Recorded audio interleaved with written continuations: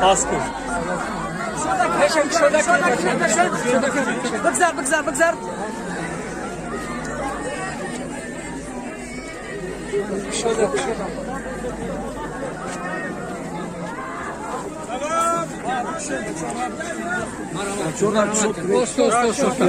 وقت بسیاره وقت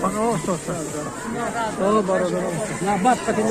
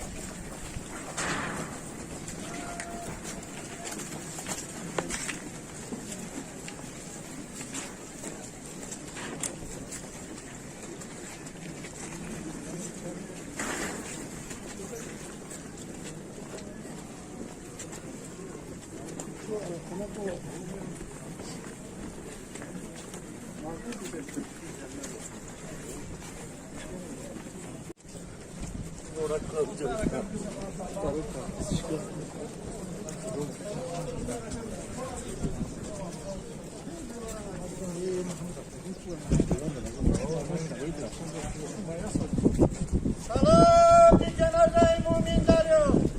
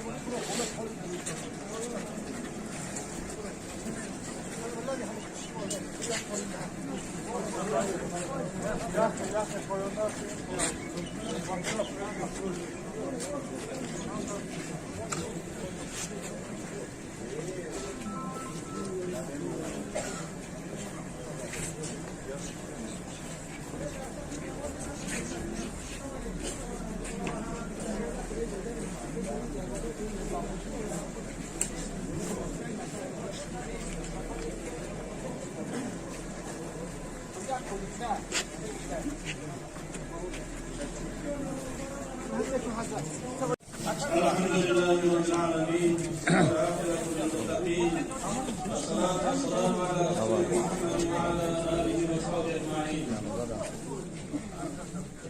خداوند در آیه کریمه می‌فرماید فإذا جاء أجلهم لا يستأخرون ساعة ولا يستقدمون. و وقتی که اجل مهلت مرگ آمد یگان دقیقه ثانیه پیش فرمان میشد همون وقت می‌شود.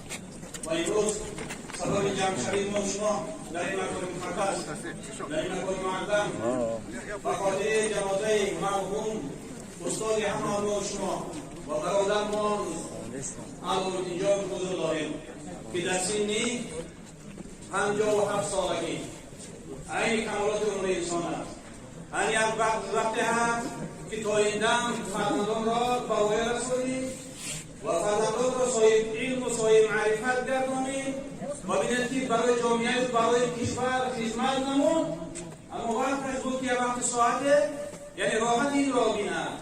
اما با تقدیر خداوند اجل مهلت آمد یگان دقیقه ثانیه پیش فرمان می‌شود. پیغمبر حضرت محمد مصطفی صلی الله علیه و آله می‌فرمایند شما برای مرگ آماده باشید. یعنی هر شخصی یعنی برای من هر شخص صاحب علم و صاحب معرفت اگر خصوصا در طول زندگیش یعنی برای جامعه و برای کشور و برای اهل خاندان خدمت کرده باشد، همان انسان یعنی هم در همین دنیا موفق هم در آخرت. یعنی همین گفته‌ها یعنی به همین برادر ما مرحوم وابستگی کلام دارد که تا این در خدمت کرد، نام و نشان یعنی عمل خیر تا ابدالآباد باقی میماند. حالا میراث میگیم، میراث خصوصا هر یکی ما و شما با چی است؟ با علم، با معرفت، با کسب، با عملهای خیر، با معامله نیک.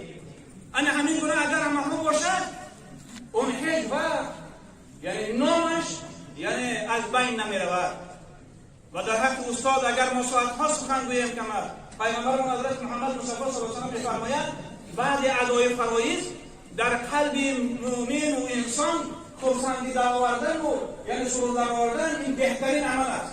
با سخن‌ها و با عمل‌هایش قلب ما و شما را یعنی فرحمند نگردانید.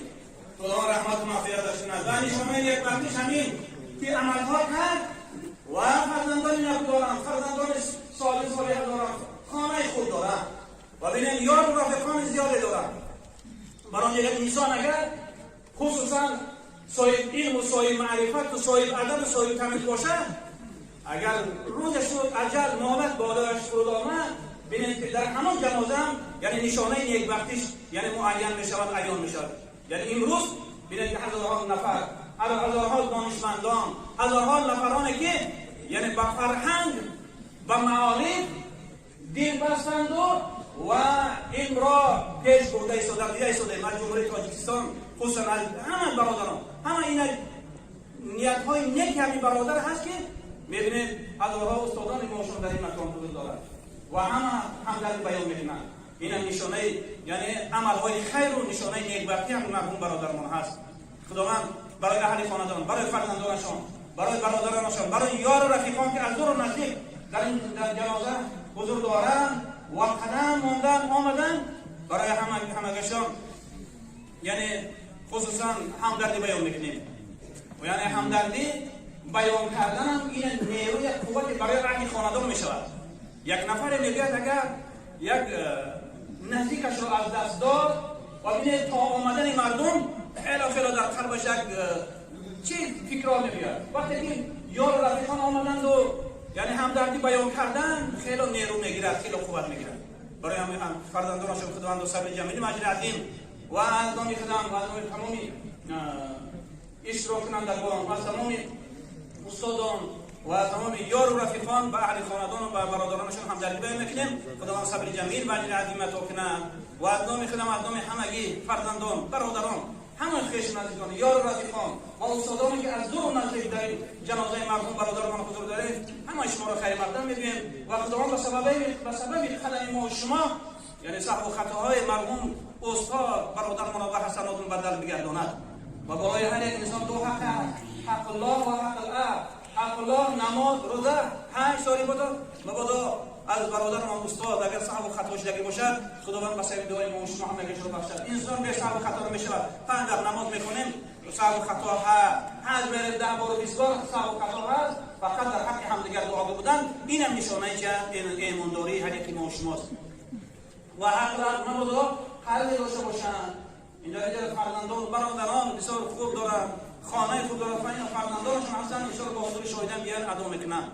باور دارد که قرضدار هم نیستند و در اینجا حضرت بابا هم حضور دارد، اندام حضرت هم با اهل خاندانشون یعنی همدردی بیان میکنند. اندام محترم رئیس شهرمون در اینجا حضور دارد، اندام همه یعنی فرزندان اهل خاندانشون همدردی بیان میکنند. در آخر دعا میکنیم که پروردگارا اولا خیر سفر مرحوم برادران خداوند را سفرشون به خطر و قبرشون را پر نور و منور بگردونید و در فرد جواب سوال منکر نکرده بر زبانشون آسان گردونید. پروردگار تنجی آرامی ثبات دیارمون را مستحکم و پایدار نگه دارید و تنجی آرامی است که هر یک ما شما از دور و نزدیک برای جنازه در این مکان مقدس حضور دارید و تنجی آرامی است که هر یک ما شما 5 وقت نماز میخونید و تنجی آرامی است که هر یک ما شما برای آبادی برای پیشروی دین دولت سهم میگذاریم و تجارت و سایر کار میکنیم. همه لباس که وقتی آرامی است در خاندان هم که باشین باید